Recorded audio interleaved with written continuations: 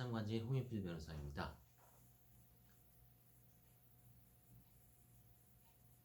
어려운 주제입니다만 요즘 상속재산 파산이 활발합니다. 이에 대한 구체적인 사례를 소개하고 문제점을 지적해 봅니다.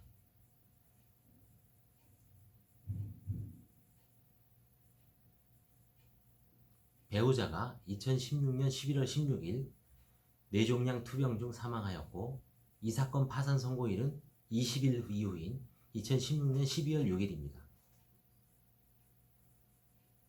채무자 회생 및 파산에 관한 법률 제386조 파산 선고 후의 상속 포기 제1항 파산 선고 전에 채무자를 위하여 상속 개시가 있는 경우 채무자가 파산 선고 후에 한 상속 포기도 파산 재단에 대하여는 한정 승인이 효력을 가진다. 2항 파산관제인은 제1항의 규정에 불구하고 상속 포기 효력을 인정할 수 있다. 이 경우 포기가 있은 것을 안 날로부터 3월 이내에 그 뜻을 법원에 신고하여야 한다고 규정하고 있습니다.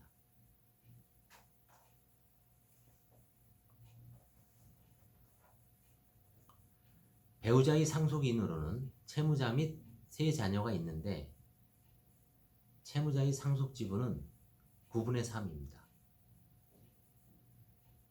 현재 채무자 및 자녀 중 한 명은 상속 포기를 고려 중이고 두 자녀는 한정 승인을 준비 중입니다. 배우자의 적극 재산은 주택 및 피부샵 임차보증금 합계 3,500만 원이고 채무는 약 5천만 원이라고 진술합니다. 따라서 위 채무자회생법 제386조 1항에 따라 채무자가 상속 포기를 하더라도 파산재단에 대하여는 한정 승인이 효력을 가지나 배우자의 채무가 적극 재산을 초과하므로 배우자의 부채에 대한 자료를 받아 조사해야 합니다. 이후 관제인은 법 제386조 제2항에 의해 상속 포기 효력을 인정할지 말지를 판단할 수 있습니다. 다만 배우자의 사망보험금은 각 상속인이 고유재산이므로 현재 약 3천만 원의 사망보험금 중 채무자의 상속지분에 해당하는 1천만 원은 채무자의 재산으로서 원칙적으로 채무자의 파산재단에 편입이 가능합니다. 현재 채무자가 한의사의 자격을 갖고 있으나 취업이나 영업을 오랫동안 하지 못한 점, 1천만 원은 면제재산 범위 내의 생계비에 있는 점을 고려하여 환가 포기를 할 수 있습니다.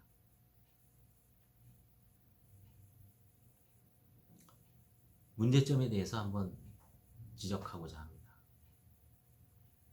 본 사안에서 예상대로 채무자와 자녀 한 명은 상속 포기 신청을 하였으므로 이와 같이 적절히 판단하면 별다른 문제는 없습니다.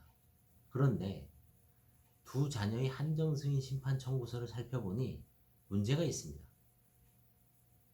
즉 적극 재산에 해당하는 영업장 임차보증금과 주택 임차보증금 합계 3,500만 원을 누락하고 예금 200만 원만 신고하였고 소극 재산인 부채는 5천만 원이 아니라 약 3,500만 원 정도로 원칙적으로 채무 전액 변제가 가능합니다.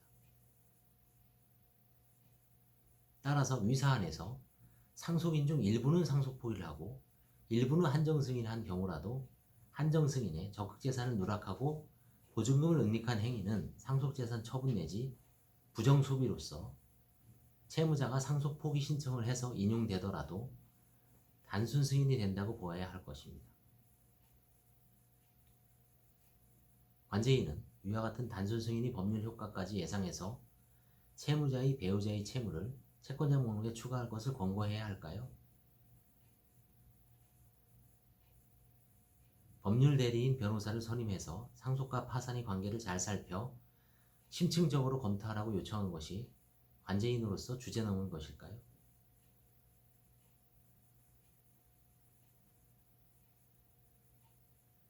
무언가 뒤틀리고 어긋난 과정을 밟는다는 것이 아쉬운 대목입니다.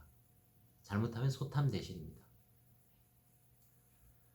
중고 차량 처분을 잘못하여 5천만 원 채무를 떠안은 사안도 있었는데 최후 수단으로 개인 파산 면책 절차를 통해 구제받을 길은 열려 있다고 봅니다. 대법원은 재산 처분에 대하여 문헌적 의미에 따라 엄격하게 해석을 하여 상속 포기 내지 한정 승인 절차로 채무는 면하면서 재산적 이익은 취하는 세태에 경종을 울리고 있습니다. 결론적으로 위 사안에서 관제인은 1,000 내지 2천만 원 정도를 환가를 해서 채권자에게 배당해야 할 것입니다. 감사합니다.